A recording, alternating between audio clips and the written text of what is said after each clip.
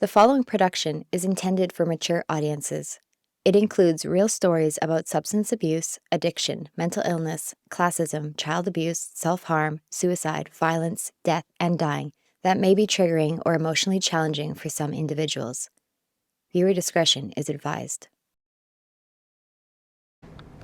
Okay, so again, I'm just going to be focused on your hands, just trying to convey the emotion, any emotion that comes from there. But you do you. We've got audio. We've got audio. Yeah, got audio. Okay. All right.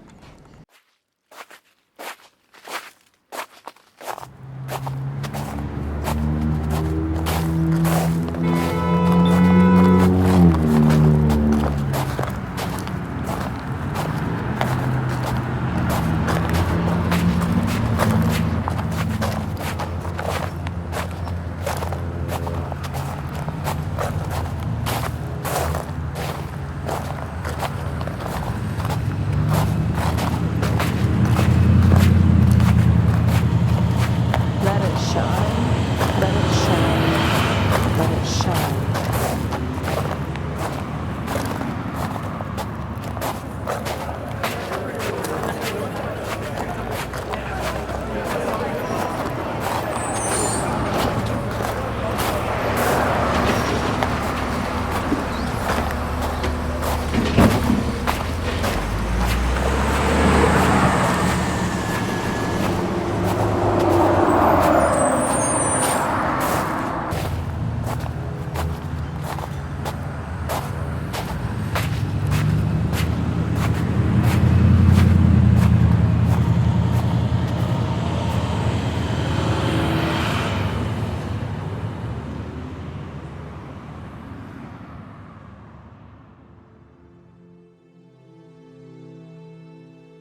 This little light of mine, I'm gonna let it shine. Let it shine, let it shine, let it shine.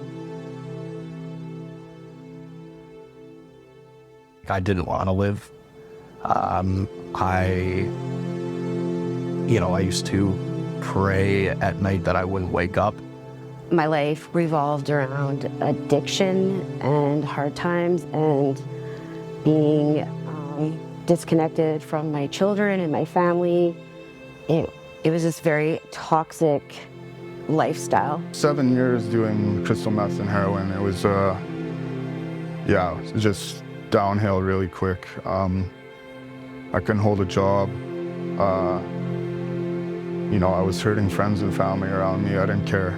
It was depressing. It was dark.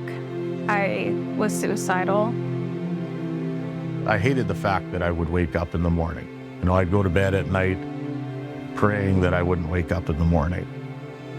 I ended up addicted to fentanyl in the last few years after my kid's dad passed away. And I'd completely given up on life altogether. I lost contact with my family and didn't have shelter or food. I had 25 years of sobriety at one time. And I slipped. There was times you'd wake up and everything you owned was gone, whether it was police or other addicts. Yeah, just the lifestyle. My story is a little different than other people's. I was a normal married woman of 3 kids, had the same job for 20 years. And then my husband confessed to molesting my daughter throughout our marriage. And it broke me. So I turned to fentanyl and meth as a way to cope. And I just, that was my life.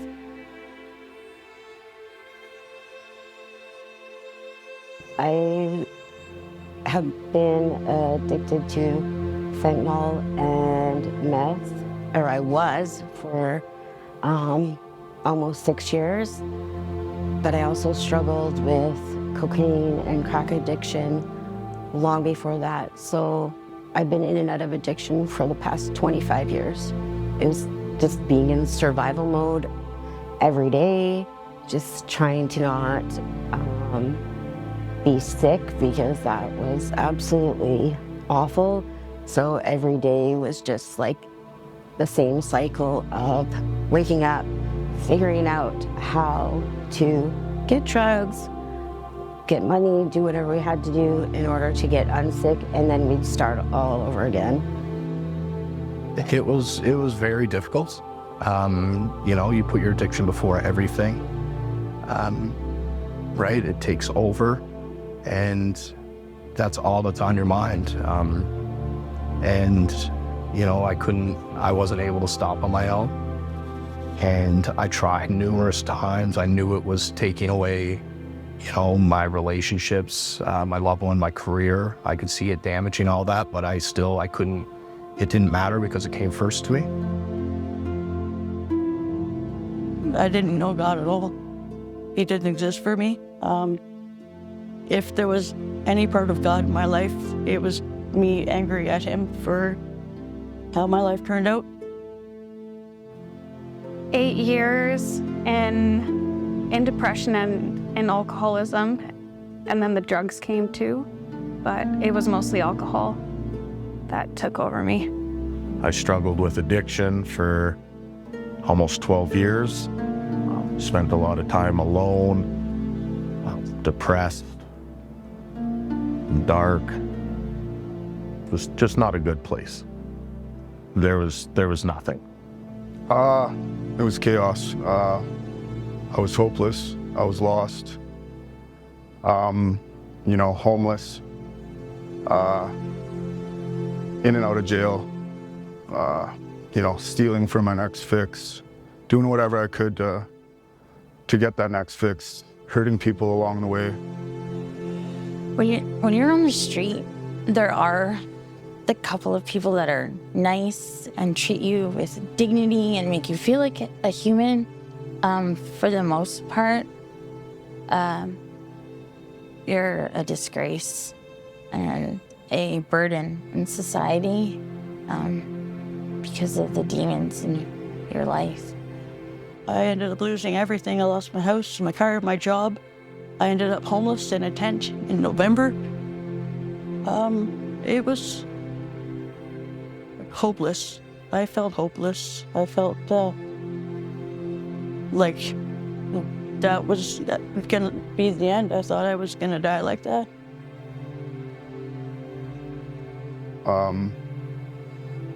Another thing, when I'd go to jail, I'd read the Bible. I started reading the Bible when I was, it's probably 29, 30 or something. Only in jail. When I'd get out, same chaos again. Going out every night, stealing, whatever, cars, wallets, robbing people. It was a bad scene. Being addicted, I lost my connection with God, so I didn't really know what to expect. Losing my uncle, it was a big deal, and that's when I picked up that first drink, and I shouldn't have, but I did, and it's got me here. I'd like to quote somebody. He said, "This isn't even a lifestyle anymore," and it really isn't. It's not a life. Did you ever think of your future? No, I didn't. I fell into suicidal thoughts that held me captivated for the amount of,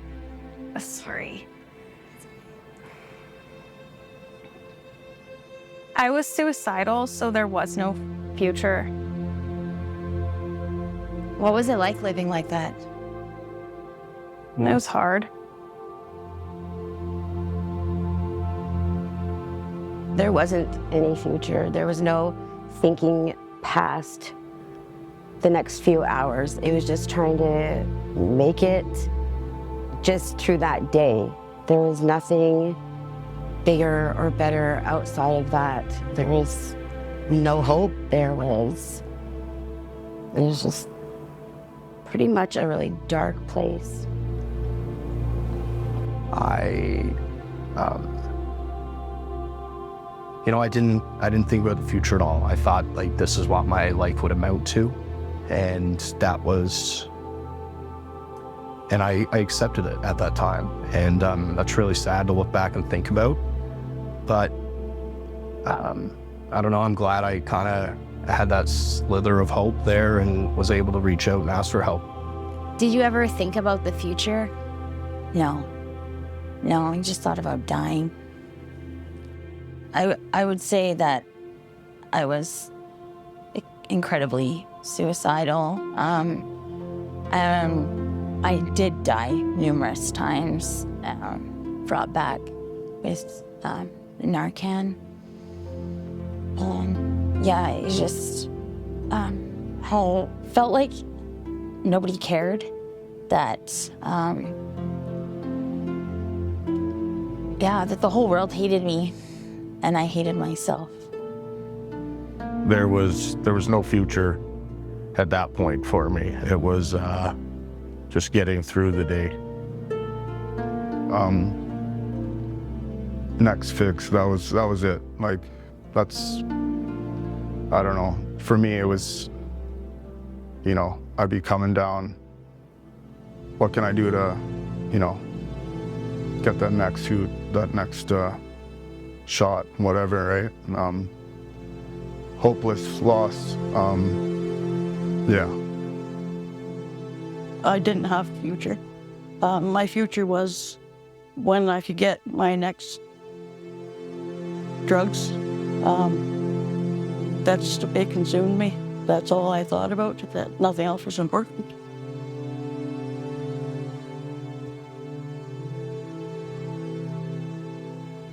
It was actually through a friend at the Foothills Detox Center that told me about this place. I was constantly running away from God, but he was using people. He was using people in those times, so he used somebody, and I never heard from that person again. Maybe like once in a while they do come up and talk to me. But those are like little messengers. Yes, they are. I was at my city care in Lethbridge, and the Streets Alive outreach team just happened to be there. And I have known one of the girls that works through outreach for probably 20 plus years. And I explained my situation about how I was working to get into the medical detox. She actually cared to get me into detox. She drove me to the hospital. When you're in that state, you can't do things for yourself. You can't keep appointments or timelines or anything like that. 9 times out of 10, you don't even know what day it is. She really made an extreme effort to get me into the detox, and I'll be forever grateful for what she did. I remember calling her while I was at the medical detox at the hospital and saying I just wanted to call before I left. And she was like, hold on, I'll be right there. So like her coming to see me, doing things for me, I think nobody else ever would have done.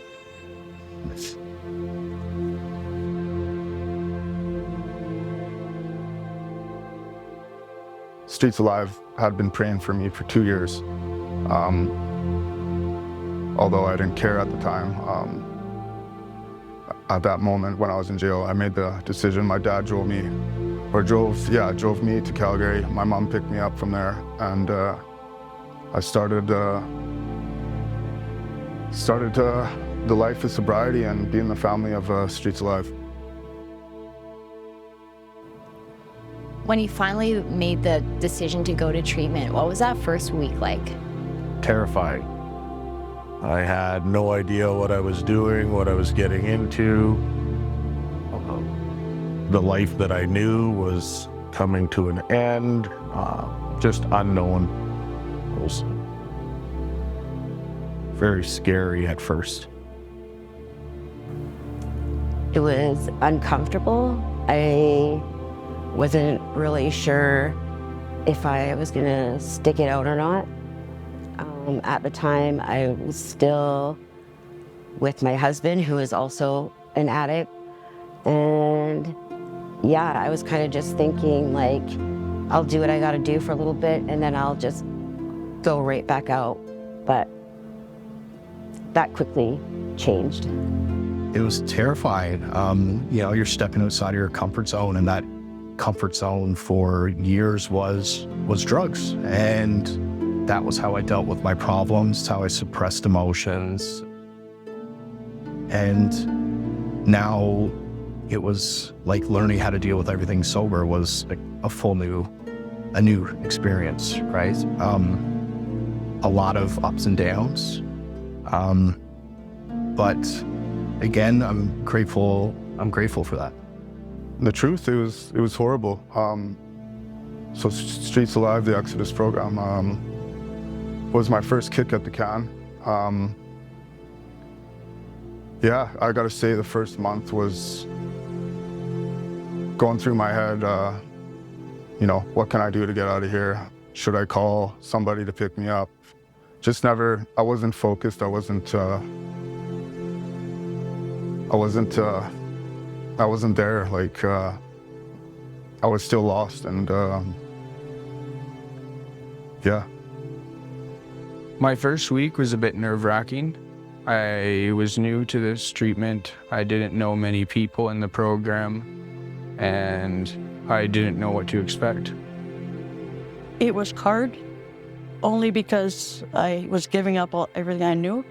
People I thought were my friends at the time.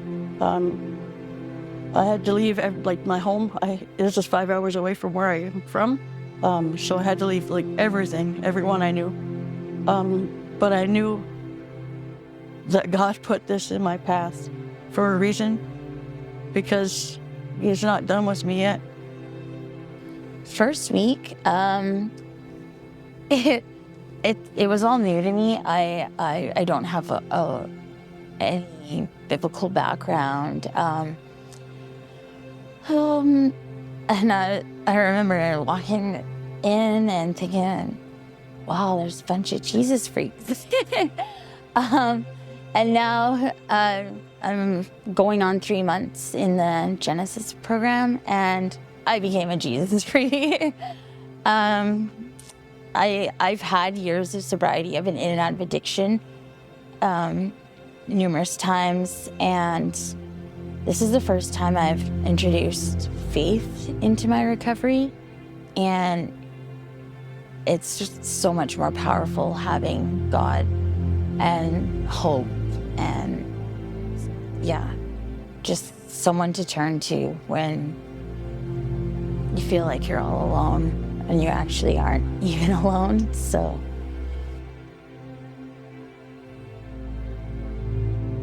I'm going to be celebrating my 120 days next month, and I want to share a little information with you about my story. It's called Goodbye Addiction. Yeah. Congratulations, Terry, on your 60-day chip. I'm going to start my letter by saying, I don't know much, but I do know this.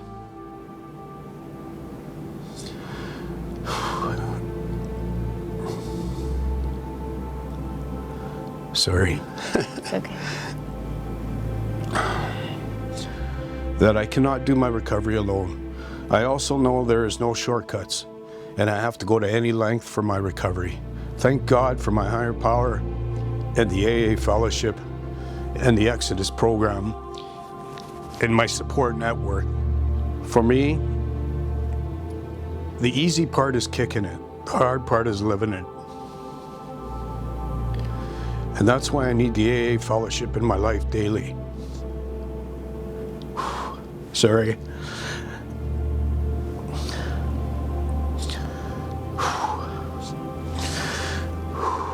AA is a lifestyle for me, again.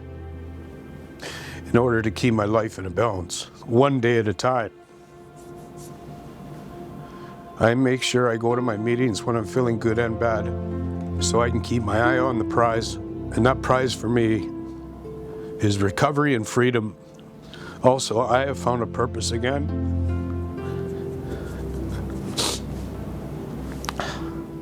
That adds value in my life every day. That is, I will become an addiction counselor.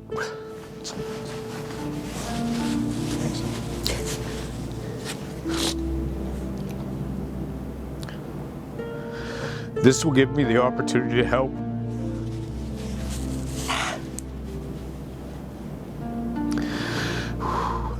as many people as I can.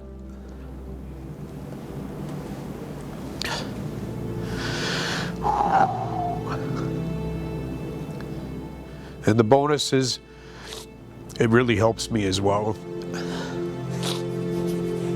I'm very excited for my journey ahead, but I have to remember patience is key. That is why I need to do the small things first, so I can do the big things later. Terry, remember, life is like a box of chocolates. You never know what you're gonna get.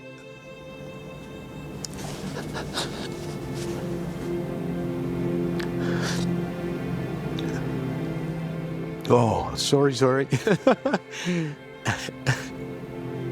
I'm just full of gratitude.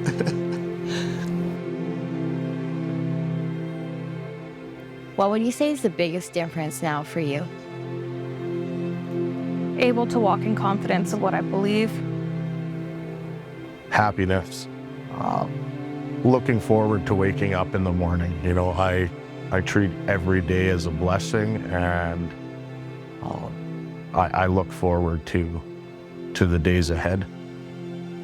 Today, I work for Streets. I have my kids in my life. I have a relationship with my family, family members that I hadn't had anything to do with for 12 years. I now have a really close relationship with them. And I would say the biggest reward that I have experienced is being able to help other people that are on the street that are struggling with addiction, and help them make the choice to go to detox and treatment, and support them in the way that I was supported through Streets. I was 32 when I got clean. I'm 35 now. I'm over 3 years clean and sober. I'm currently working with Streets. They're a huge part of my sobriety and recovery today. The biggest change is having a positive outlook. I can now see a brighter future and see that I'm not alone. I grew up in foster care, so I don't really have a good connection with my biological family. So, yeah. And then where we live now in the house, they're my new family. I think it's the most beautiful thing in the world is watching, you know, someone gain, you know, their life back, or maybe not back, but build a life that they've always wanted, and, you know, kind of find themselves again and grow and have confidence. And it's truly the most beautiful thing in the world. I don't know how else to explain it, but it's just amazing. The people that I was surrounded with, the love and support that they showed me in that time was unbelievable. Even if I had to be corrected, they did it very gently and kindly, and I never felt like that before. I've never been treated that way when it comes to my behaviors or the things that I'm doing. So it was, I don't know, it was just nice. I became comfortable and wanting to be in that, I guess, in that home around those people, surrounded by healthy things, because it was really fulfilling. What's your relationship with God like now? It's great. You know, again, going from a place where I was always alone to having him in my life now is I can be all by myself, and I'm never alone, right? I am never alone. Wherever I go, he's always with me. It's filled with grace and love and acceptance of who I am. And I've been able to embrace what I grew up in. What does that feel like now? Home, finally. It's pretty good. It's growing still, but I think we grow until we die, really, till we see him. It's, you know, I read the Bible every day. I pray, meditate as much as I can, and just try to do his will. Sometimes, yeah, it's hard, but I just try to focus on him in every aspect of my life. I know that he had no control over what happened in my life. I know that without him, I wouldn't have survived. I wouldn't have made it here. I wouldn't have made it at all. I'm so grateful to have, been introduced to a loving God, a God full of mercy. I need something greater than myself, because my best thinking got me here. And I know I can't run the show. I know that. I tried, and it doesn't work. And like I say, go to my meetings, talk with the guys, stay connected with my higher power, and pray. It really helps on a daily basis. If you could go back in time and say one thing to the old version of you, what would you say? I would probably give myself a hug and say, it's gonna be okay. Hang in there. Things will get better. Don't give up. Do you give out a lot of hugs then? No, I'm not a hugger. I would say that the people that matter in your life will support you. I'd say to stop numbing God out and to seek him, because she's loved. Don't give up. Just keep moving forward, and don't let your past define who you are. Just keep going. Get help, man. Ask for help. I know it's hard. I never thought I could do it, but best decision of my life. It's never too late. There's hope. There is help out there, a lot of support. If you just look for it, it's easier than you expect to get back on your feet. I would tell myself to not give up, because God is with me. He has been with me the whole time. And that there is hope. There's always hope.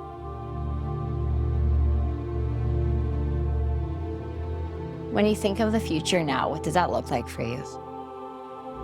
I know wherever the future takes me, I know that I'm passionate about helping people, and I know that's what I want to do in my life. And that's been very changing for me as well, because I know when I was using, like, as I mentioned earlier, I didn't think I had a future. And now it just brings me such joy to be able to help others. Oh, it looks amazing. Like there's so much hope. I feel like there's no limit. There's so much more out there. That things have grown so big in the last year that I can't imagine what another year and another year will bring. It's really exciting, actually. It looks like me going to school. It looks like me having a job. It looks like me networking. It looks like me being a part of society and being just, yeah. That's a tough question. Whatever I make of it. You know, I have the opportunity today to do whatever I need to do, whatever I want to do. I can set goals and I can accomplish them. Oh, the possibilities are limitless. I'm excited for every day. I'm not setting too big of goals, but I definitely look forward. I'm totally out of that suicidal ideation thing, and I look forward to the future. I look forward to spending time with my children. I've already got those relationships have been restored. There's just no looking back for me. I didn't really consider that I would ever be able to live again a normal life. But I'm back in school. I'm doing what I've always wanted to do. I just never got the nerve up to do it before. Everything it's gonna be so wonderful. Like, I don't even know how to explain it. There are no words for how grateful I am for this program. I can see myself getting back on my career, picking up where I left off. A lot of opportunity out there, both within the field that I work and also when it comes to taking care of myself, my health, and reconnecting with my family. I'm able to fulfill whatever it is that God has in store for me. It was the best choice to come here. Like, it was a lifesaver for sure. Just being grateful for the small things every day has made a dramatic change in my life. I found hope in helping other people. I think that's where I found my purpose, is, you know, helping people get out of their dark times.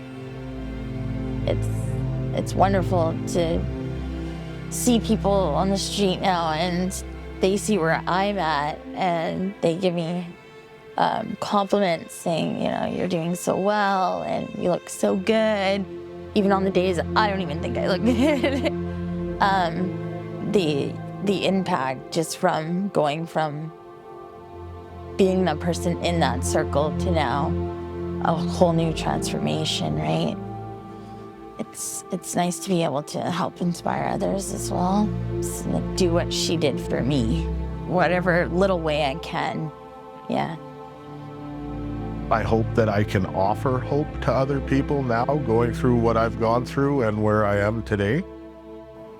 It's hard to put into words. It's just an absolute miracle.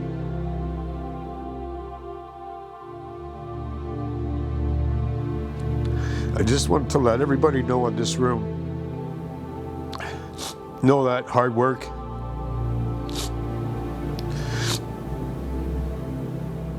I can truly say I learned how to love myself again.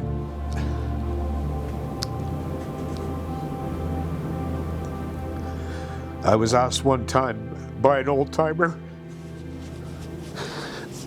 if I had to change anything in my life, what would that be? Well, my response was, everything. He said, good answer. And I also changed the transformation of my mind. I'm so grateful for my higher power and the Exodus program. It's given me a platform for my recovery and freedom. To me, the Exodus program is a gift. So I do not take that for granted.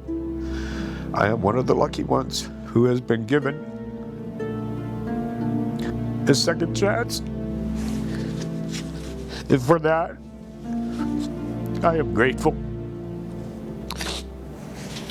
I do know this. I'm no better than anybody, but I'm just as good as everybody. So Terry, remember to have fun in recovery.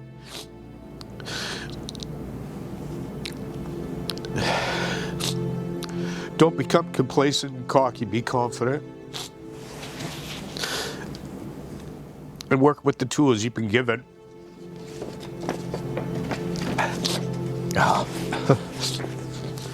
Stay connected with your higher power in the AA fellowship. Live one day at a time and live in the moment.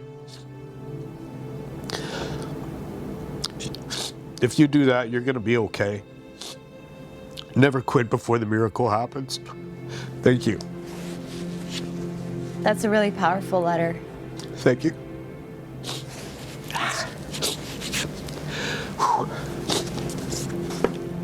Thank you so much.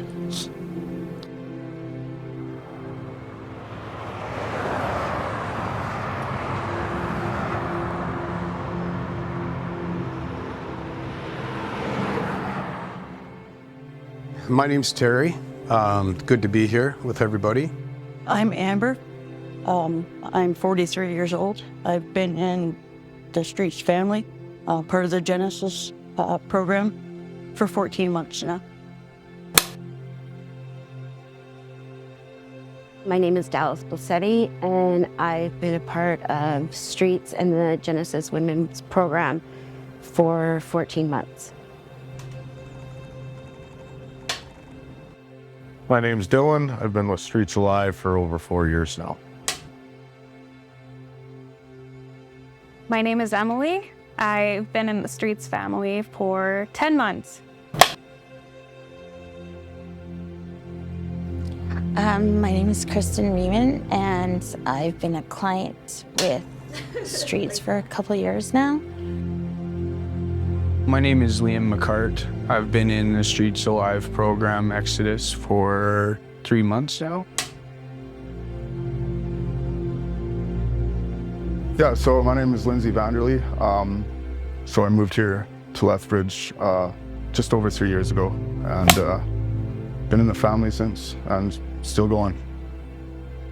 So my name is Mark Strickland. I am the program manager with the Exodus Men's Life Recovery Program. So I began with Streets Alive May 1st of 2023.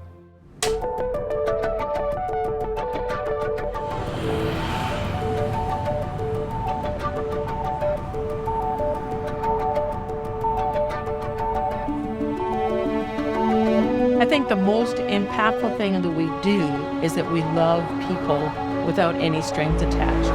And inside of that love, the people feel safe being with us, which is why they have been with us through several moves over the last 30 years.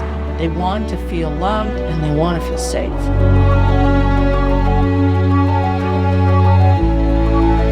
It is so much fun to watch a life change because they're loved.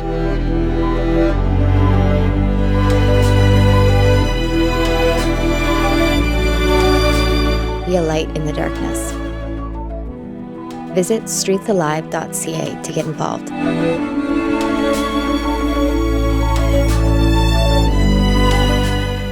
Awesome. Thanks for sharing your story with us. Yeah, for sure. That's it? That's it. Okay, right on. That went better than I expected. Oh, you were great. Oh, was it? Yeah, right on. Cool. And congratulations. Yeah, thank you.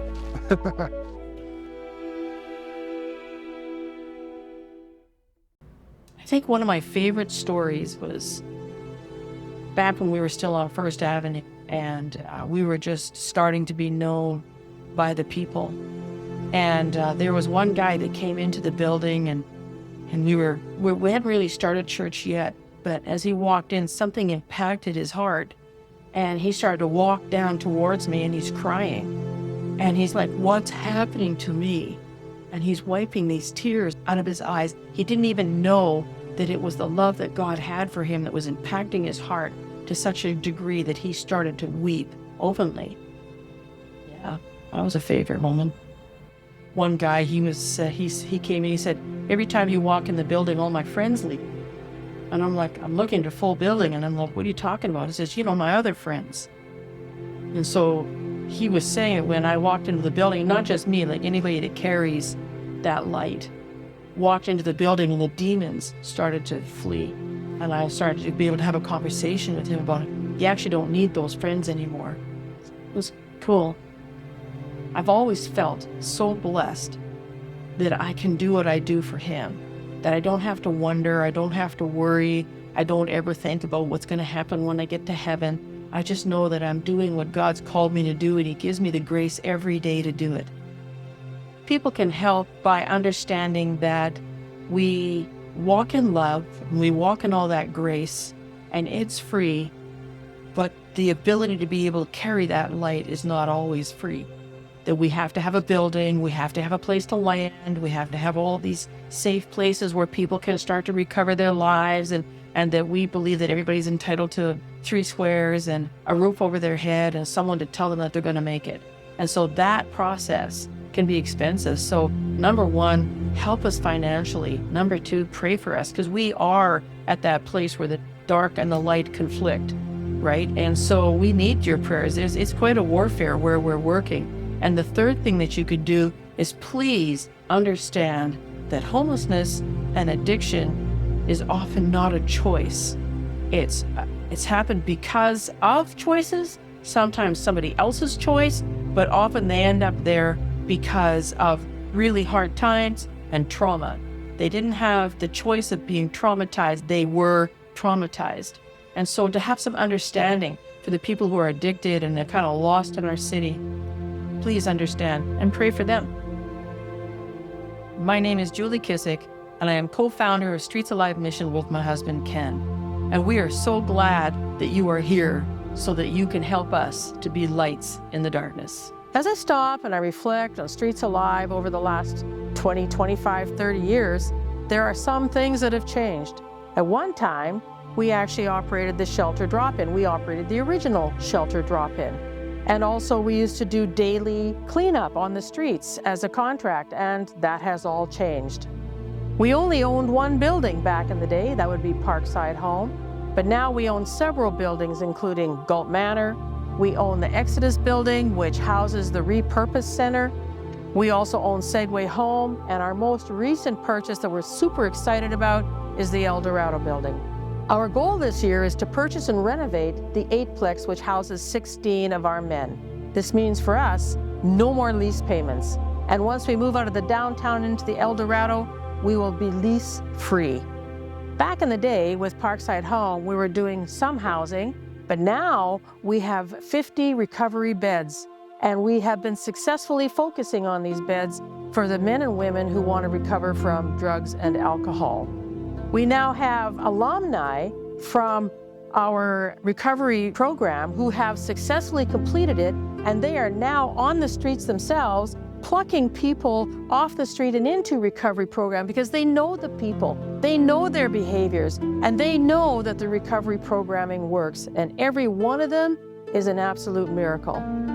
We have had our battles, and just recently we had 2 stop orders, one from the province and one inside the municipality, which we successfully overcame. It has been quite a year. And you may ask, why do you keep fighting?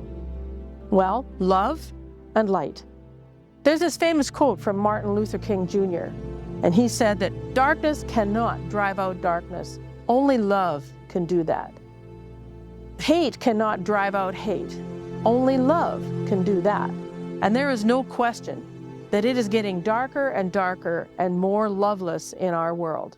So 2 things that have never changed for Streets Alive is that we love the people we serve and we carry the light. And we must persist in love because it's the only force that overcomes all of the hate that we see. And we have to love even the haters because we want to drive out hate wherever we can find it. Light is a thing that cannot be reproduced. It has to be represented. And we have to carry the light of God because we represent His light into every dark corner of the turf that we walk in, because we are called to carry the light on this turf. And we have to carry the light so that we can show them hope and we can show them love. There's this old Sunday school song that we used to sing. This little light of mine, I'm gonna let it shine. Let it shine, let it shine. let it shine. And that's why we do what we do. And that's how we fight this good fight, by focusing on love and light. God bless you all.